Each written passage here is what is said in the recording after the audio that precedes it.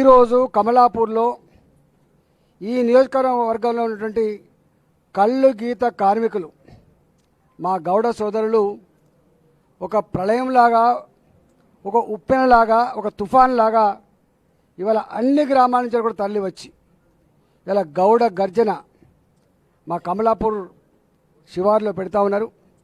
దాదాపు వేలాది మంది అక్కడికి వచ్చేటువంటి ఆస్కారం ఉంది. ఆ గౌడ గర్జనలో ఈ ప్రభుత్వ నియంతృత్వాన్ని, ఈ ప్రభుత్వ దౌర్జన్యాన్ని, ఈ ప్రభుత్వం యొక్క అహంకారాన్ని, ఈ ప్రభుత్వ ప్రలోభాలను, ఈ ప్రభుత్వ డబ్బుని ఇవాళ తొక్కి పడేసి మేము ఆత్మగౌరవం కోసం ఉన్నామని చెప్పి గౌడ సోదరులుగా ఇప్పుడున్న ఈ పరిస్థితులలో ఇవాళ ధర్మానికి, న్యాయానికి అండగా ఉంటామనేటువంటి ఒక పెద్ద మెసేజ్ ఇవ్వడం కోసం ఇవాళ అక్కడ జమ అవుతూ ఉన్నారు.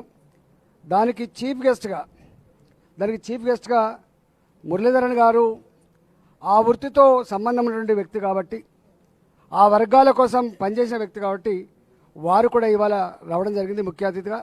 వారి సందేశం 12 గంటలకు 12:30కు ఉంటుంది. ఎందుకంటే వారు మళ్ళీ 4 o'clockకి ఫ్లైట్కి పోవాలి కాబట్టి ఆ సభ అట్లా కొనసాగుతుంది. ఇవాళ ఈ హుజరాబాద్ ఎన్నికల్లో అన్ని వర్గాలకు సంబంధించిన నిన్న ఆచార్య గారు వచ్చి మాట్లాడిపోయినారు, మొన్న ఒకరు వచ్చి మాట్లాడిపోయినారు.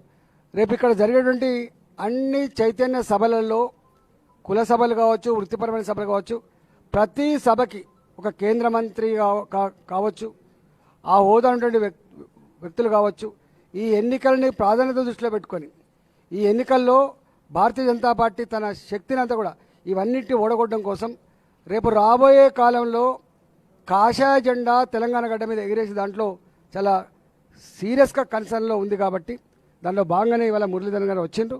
రాబోయేటువంటి కాలంలో కూడా అదే స్థాయిలో మా మీటింగ్ జరగబోతాయని చెప్పి మనవి చేస్తా ఉన్నా. ఈ సందర్భంగా ఈ నియోజకవర్గ ప్రజల పక్షాన, మా గౌడ సోదరుల పక్షాన వారికి వెల్కమ్ చెప్తా ఉన్నా. BJP leaders of Telangana, including Ital Rajendra ji, Sri Jitendra Reddy ji, Sri Kishan Reddy ji, Premendra Reddy ji, other senior leaders, my dear media friends, namaskaram to all of you. It's a pleasure for me to come to this part of the country in Telangana after a long gap. I have visited Warangal when Dharma Rao was there long time ago, but close to Warangal in this Huzurabad, it's a pleasure to come here on this fine morning and meet all of you. Friends, my visit is basically here to attend the Gauda Garjana program that has been planned by BJP today. For the last 7 years, the state is ruled by TRS party with Chandrasekhar Rao as the Chief Minister of the state. When Telangana was formed, people had high hopes, high expectations. Chandrasekhar Rao came to power on the basis of those hopes and expectations, and he promised a lot to the people of the state. But after 7 years, if you look back at the situation and if you analyze the present situation, I don't think that anybody, including those from TRS, would say that Chandrasekhar Rao has fulfilled the promises. And many of the leaders who are sitting here, they were once part of Chandrasekhar Rao's party and the cabinet. But they all left him because they didn't want to continue as a party to a government, to an establishment that was not fulfilling the promises given to the people of the state. What was the major promise he made? He said that when if TRS comes to power in Telangana, we will have a Dalit chief minister. What happened to that promise? Leave it. He said that for every citizen of this state, he will provide everything. 2-bedroom houses, starting from there. Now he remembers the people only when an election is coming. Otherwise, he doesn't remember the people. He doesn't even come to the secretariat. And he runs the state. He can run his party if he considers it is owned by the family. But he runs the state as if the family owns the state. This is not the Telangana that people of this state, 1,400 youth gave their lives. They didn't give the life for making this state to be owned by one family. Telangana has a very glorious history. This area was ruled by the Nizams. The people of this area fought against that. And on September 17th, 1948, Sardar Patel's leadership, Hyderabad got liberated, become part of Indian Union. What was the promise given by Chandrasekhar Rao during the Telangana movement? That 17th of September will be considered as Telangana Foundation Day, Liberation Day. He didn't keep the promise. Why? Is it because he is afraid of MIM? He is afraid of OIC? So he has only the interest of his family, not the interest of the people of Telangana. And coming back to the situation again, Rajendran ji was telling about the situation of the backward classes. Why such a program of Gauda Garjana had to be organized? The downtrodden people of the society, the marginalized sections of the society, they also have a right to live. They also have the rights equal to anybody else. They are not at the mercy of the family. If Chandrasekhar Rao decides and desires, then only the people of the state will get their benefits.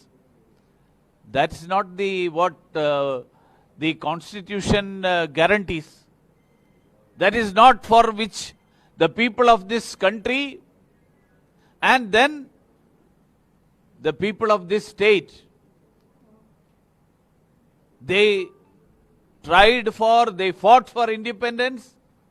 We became a free country. Telangana people got their state because everybody felt that when this state is formed, everyone will be considered equal, including the Dalits, including the downtrodden, including the backward classes. That didn't happen. Many promises. I don't want to list out the promises given by Chandrasekhar Rao. He said 2-bedroom housing for all, land for all Dalits, loan waivers, pay revision commission for employees. All these have remained promises. Government of India has been providing all assistance to Telangana like any other state. Under Narendra Modi's rule, Narendra Modi has not differentiated between BJP-ruled state or opposition-ruled states. Every state, because ultimately they are all citizens of this country. and Narendra Modi ji is the Prime Minister of the country. As Prime Minister of the country, he wanted to ensure that everyone has houses. So Pradhan Mantri Awas Yojana was implemented. He wanted that every area should be connected with the roads. He wanted that every house should have water facility. They should get water, drinking water. Every village is digitally connected. But in spite of the fact that Government of India gave thousands and thousands of crores of rupees as assistance to Telangana, it was not utilized. We know the situation of Kaleshwaram project. It is now become an ATM for the family, for Chandrasekhar Rao and his family. Whenever you want money, we go to the ATM and take money. Kaleshwaram project has become now an ATM for this family. From 40,000 crores, the project cost is now projected as 1,30,000 crores. How this has got enhanced? Whose benefit it is being undertaken? Is it not for getting commission for Chandrasekhar Rao and his family and his relatives and his cohorts?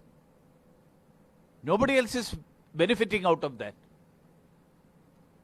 Government of India under Narendra Modi ji gave sanction for Prime Minister's Awas Yojana 70,674 houses.